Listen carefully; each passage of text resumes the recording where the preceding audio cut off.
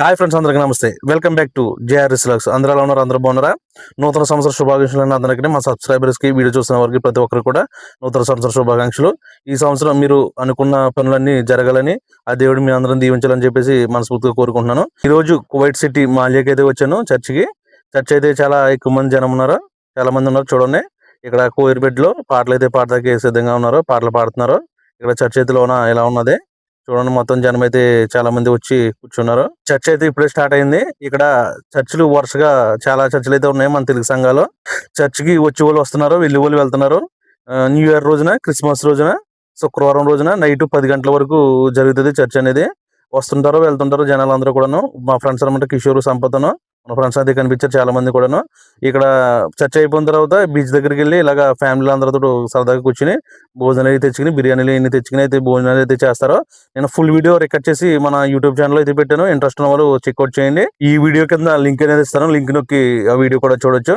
Okay, మరి ఇలా family members అందరూ సరదాగా వచ్చినాయి. సంవత్సరం ఒకసారి వచ్చిన వాళ్ళు ఉంటారు, నెలకు ఒకసారి వచ్చిన వాళ్ళు ఉంటారు, సంవత్సరానికి ఒకసారి కలిసిన వాళ్ళు ఉంటారు, కొత్తగా కలిసిన వాళ్ళు ఉంటారు. చాలా మంది అయితే ఉంటారు.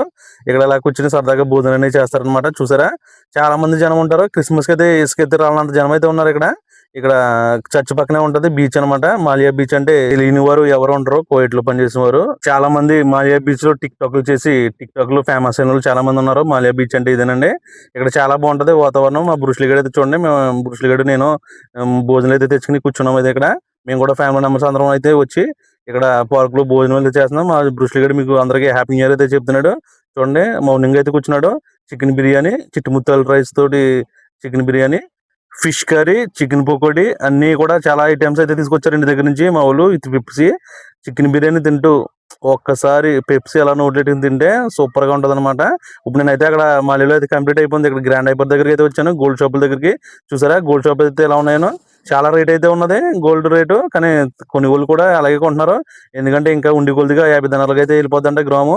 మీరు కూడా ఎవరైనా కొనుక్కోవాలనుకుంటే కనుక కొనేసుకొని వచ్చి బట్టల షాపులు ఇక్కడ గ్రాండ్ హైపర్ దగ్గర మొత్తం అన్ని కూడా రకరకాలుగా షాపులు అయితే ఉన్నాయి.